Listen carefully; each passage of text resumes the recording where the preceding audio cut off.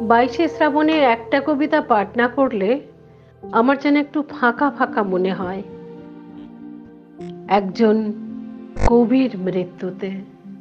কবি আলোক মণ্ডল। একজন কবির মৃত্যুতে জাতীয় পতাকা অর্ধনমিত হয় না, রাষ্ট্রীয় শোকে আকাশবাণীর বাক রুদ্ধ হয় না কখনো, অথচ জাতীয় পতাকা প্রায়ই মাথা নোয়াই শোকে নেতা অথবা মন্ত্রীর মহান প্রয়াণে।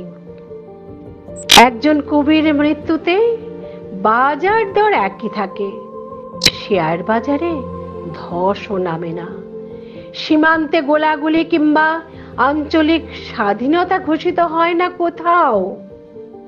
একজন কবির মৃত্যুতে সংসদে বিশেষ অধিবেশন ডাকতে হয় না কখনো, তবুও একজন কবির মৃত্যুতে সারাদিন বৃষ্টি ঝরে, ঝম ঝম, অরণ্য বিষণ্ণ হয় গভীর বিষাদে, আর গভীর শোকে সূর্য মুখ লুকোয় ঘন কালো মেঘের আড়ালে।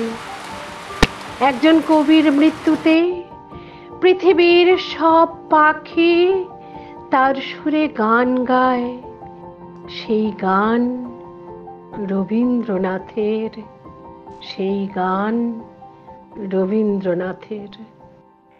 নমস্কার।